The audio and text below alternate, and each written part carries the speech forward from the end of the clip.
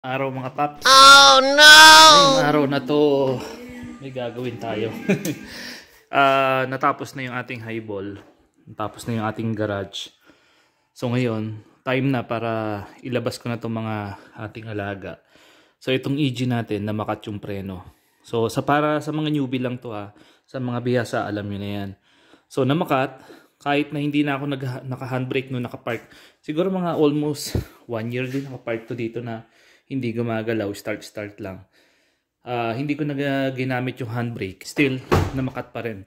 Normal yon sa mga na-stock na sasakyan. So ngayon, ang ginawa natin, binaklas natin dito yung gulong.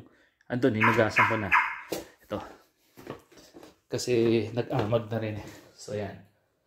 Hinugasan natin yung gulong na yan. Okay.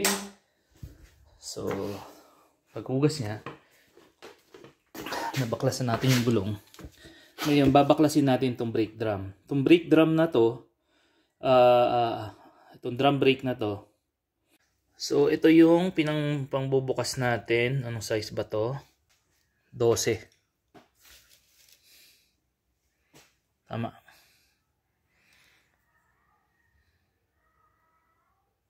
mm. Gamitin natin dito. So, gamit tayo ng 12mm na tornilyo para totornilyo natin yan na ganyan. Para lumabas ito. Okay, so ganun ang gagawin natin.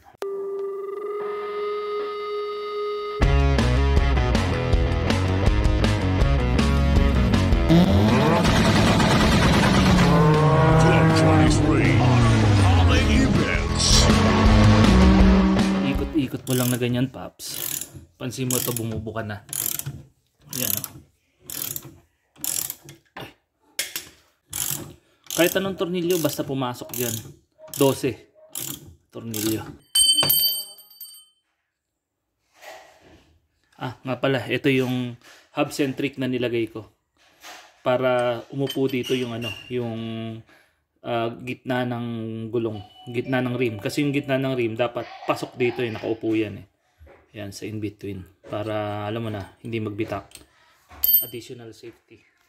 Tapos, pok-pok-pok-pok lang yan. Para matanggal yung mga kalawang nalalaglag.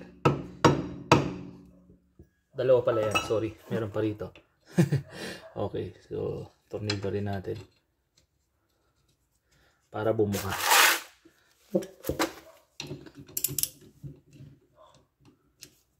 Okay,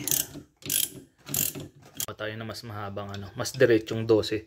Ito kasing isang gamit natin kanina, maikli yung thread niya. So may hangganan. So ito, kumuha tayo ng mas mahaba. Ito sa mga urig to na urig na mga tornilyo yan. Mga stock na mga motor, ganun. Pag may nakikita kayo mga ganyan, yan, mga urig-urig, tago nyo kasi matibay yan. Magagamit pa ninyo yan mga paps sa mga ibang klaseng trabaho. Tulad nito, yan. Tapos magamit nyo rin sa mga motor.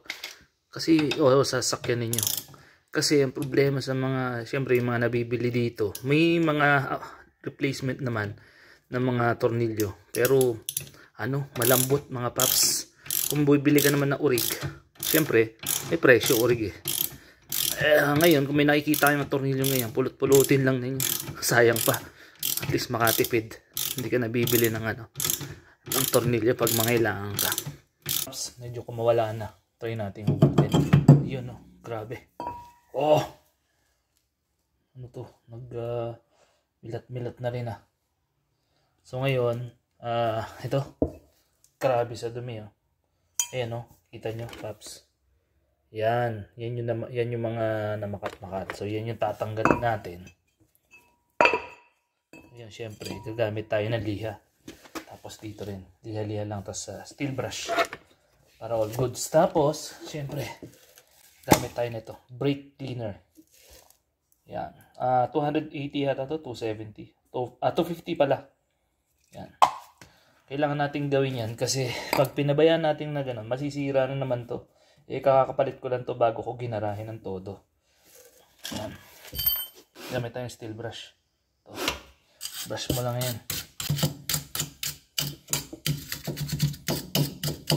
Extra safety natin. Lagay ako ng jack stand habang naka-jack So ayan Paps, maliban dun sa jack stand, nilagay din natin yung gulong dito sa ilalim para additional safety. Just in case na bumagsak. Plus, kalsuron dalawa. Okay. Alright. Okay. Sige. Linis tayo.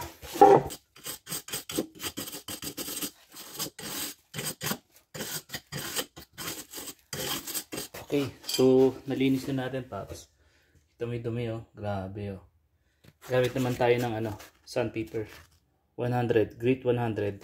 Lihain natin to. Just lihain din yan. Ito, itong brake shoe. Para lang mawala yung kalawang.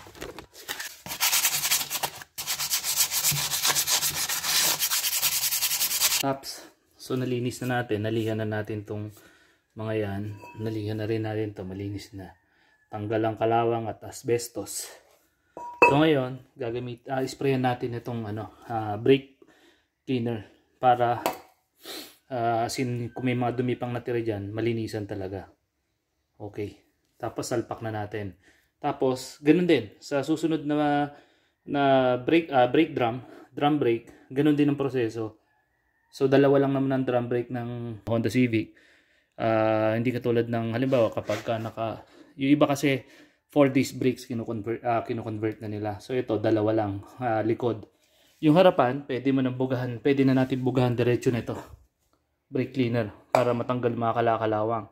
And then, after nito, yung EG naman, tatanggalin din natin yung gulong. Same process ang gagawin natin. Okay. Alright, so, ito muna. So, ganyan karami yung na-acquire sa loob ng ng ating brake drum. Mga ginamitan natin steel brush. So yan, ganyan karami. Biruin mo yan. Kung gagamitin mo na hindi mo nilinis, yari, may tendency masira yung natin, brake shoe. Tapos palit na naman. Bugahan na natin na ito. Ito, may toothbrush tayo, Paps. Para talagang tanggalan dumi.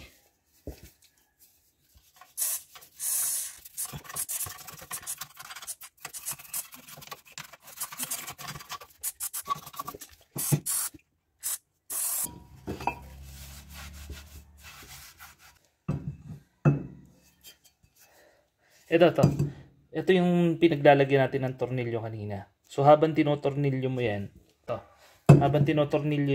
ganyan. So pumapasok siya sa loob, no, syempre, mapasok dito. Tumatama dyan. So tinutulak niya na to. Tinutulak na tong cover ng drum brake palabas. Ganun. Pwede mo nang pukpukin, kaso matagal, tsaka makukupi itong magkakaroon ng bungi-bungi. Kaya gamitan mo na lang ng tornilyo 12. Okay, so balik na natin, papi. Ayun, no. Kanina hirap alisin. Ngayon sandali lang, matatanggal mo kagad. Kasi nga matanggal na yung kalawang. Alright. So ganun lang kasimple. Pero kanina, di ba, hindi natin basta-basta hugot na ganyan. Okay. Tapos balik natin tong hub centric. Tong hub centric para yung in between ng ng rim natin, pakita ko sa inyo. May video tayo nito kung paano natin kinabit to. Pero actually, ganyan lang naman kasimple yan. Dito yan. Dito sa loob. Ganyan, papasok yan. Yan, para nakaupo itong rim mo. Kasi, hindi ito nakapasok dun sa hub-centric ng stock eh. Dahil nga aftermarket na tong rim na to. Ngayon, pag nilagay mo to, nakaupo na yan. Diba? All goods. Safe ang rim mo. Okay. Check nyo na lang yung video natin para natin kinabit yan. So lagay natin to. Pukpok ng konti.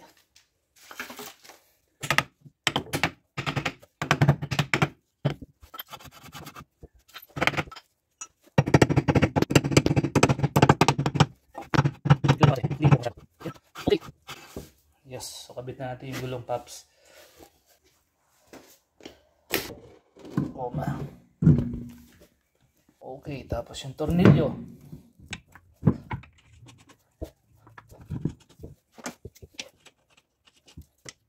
Right. Bili ko lang to online. Mura lang.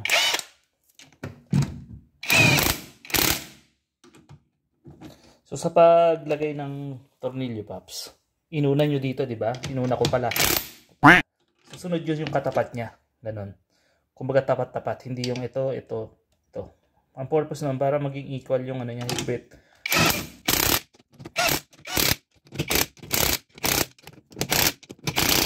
Yun. Okay, so alright. So yan. Okay na. Nalinis na natin yung ating brake drum. The rest gagawin natin. Pareho lang naman ang proseso. So hindi ko na i-cover lahat. Basta ganun lang yung concept. So gumamit tayo. Depende kung anong gamit ninyong tornilyo dyan sa lug nuts ninyo. Sa akin stock. So yun lang. Tapos gumamit tayo ng 12 na tornilyo para yung pinambukas natin, pinantanggal natin itong drum brake cover. Tapos ano pa ba? Yun lang naman. Tapos gumamit tayo ng steel brush. Tapos 100 na liha. 100 ng ang gaspang. Singgaspang ng ano. Na masasamang klaseng asawa.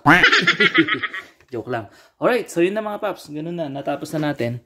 So medyo maaga-aga pa naman. Alas 3 pa lang naman. So isusunod ko na itong ating EG. Inangat ko na rin paps itong EG natin. Ayan. Para all goods. Pag ginamit, dire-diretso okay. Hindi nga tayo nailaw hapon eh. Ayun okay. So, ayan. Same process, babaklasin lang uli natin. Ganun lang naman. Ako na lang ito kay Sir Jose. Pahayun ko na lang siya. Napakat natanggal ko na kaso dumikit dito sa dahil nagkalawang. Ibili na lang ako ng ganito tapos dadaanan ko sa Sir Jose. Right, ito na mga paps. So pinabuksan na natin kay Sir Jose itong ating brake drum kasi pakat lahat. So ito, nung binaklas, ito na yun. Ito, nagkalasan na yung mga ano niya sa brake shoe niya. Tapos yung bleeder niya nabilog. So nagagawa ng paraan kung paano matanggal. Iba-buy script na lang siguro ni Sir Jose. Okay, so ito yung EG natin. Ibang meron dito. D15B, straight PO8, center dip. Papansinin niyo walang power steering na motor dito kasi naka-electronic power steering na siya. So nasa loob na siya. I think Nissan ang ginamit dito ng power steering. Yon. 3 rows rod, racing filter, mga aftermarket na lang yan. Kasi ito bagong palit ko to. Pati yan, bago yan, pinilitan ko. Kasi nung namakat yung preno, nagkandaloko-loko na rin pati yan. So nung na-stock siya noon, ngayon na-stock na naman, hoping na hindi magkandaloko to, dun na lang. Papalit tayo ng piston, brake piston, ano pa ba? Brake shoe, bleeder, yon. So dito ulit tayo, malakas ang aircon. Nga lang, kapag halimbawa nakarekta ka sa highway, medyo tumataas ang temp kasi hindi niya kaya yung yung isang fan. Dapat may isa pa siyang fan dito dahil naka-long condenser siya. So yun ang next na ipapagawa ko. Papalagyan ko ng fan. SR3. Yan. RPF 1 rims, 15s. Tapos ano bang gulong na ito? 195/55 Yokohama. Yun. Dito tayo sa loob. So meron na yan. Na-check na natin lahat. Okay. Okay, so yan, naka red stitch, all power windows, power steering, electronic power steering. Ito yung sinasabi kong Japan to walang brand name pero Japan nakasulat sa likod, pero talagang makunat yan. Tapos naka Michi stereo, stock yung gauge, ano pa ba yan, armrest, Miyata seats. Tapos yung likod yan, nabili ko ng ganyan meron siyang headrest. Tapos ito yung stock niya na na upuan talaga na leather siya. Okay. Tapos PO6 box, naka pops and banks. Naka tono. Yun lang naman. Tapos type R linkage. Yun lang ang meron dito. Ano pa ba? Ayun. Adjustable camber kit. Nandito sa loob. Adjustable siya. Dito may kita. Itong nasa likod daw yung kulay blue na yan. Yan, adjustable. Tapos naka subframe.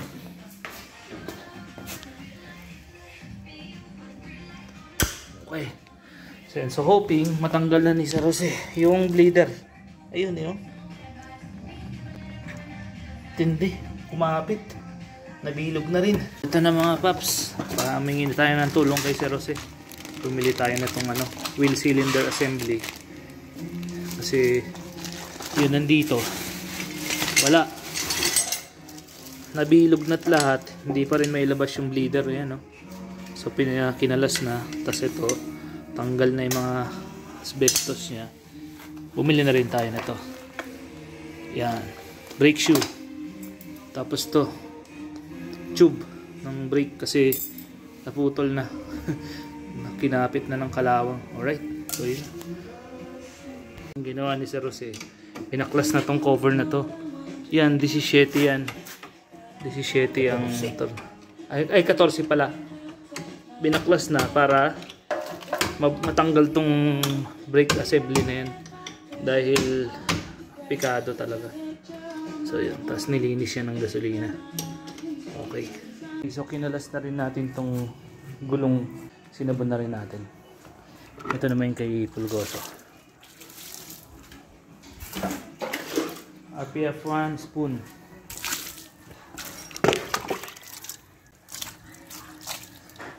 Alright, ayos. Oh, grabe sa dumi. Oh no! Okay mga paps, dahil tapos na itong ating mga preno ng EG at ng EK natin. Try naman natin i-testing kung kakagat yung mga preno niya. At saka stretching na rin sa ating dalawang alaga. So ilabas na natin itong ating EG at ma-testing naman. Alright, samahan niyo ako mga paps.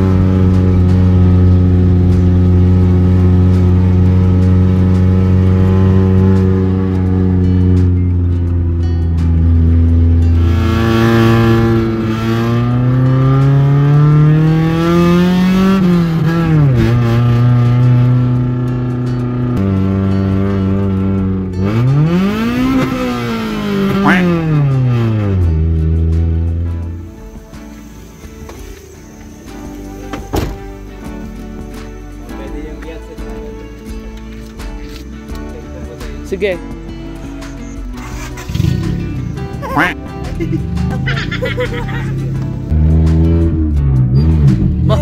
Sabi segundo pa. Dito. Kaya mo ba? Yes. Isa pa. Oh.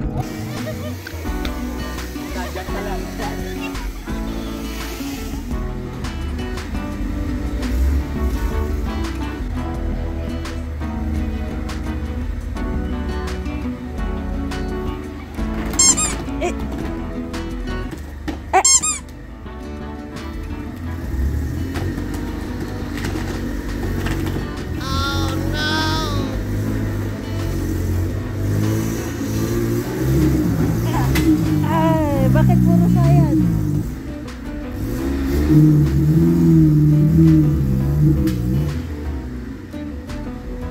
What happened?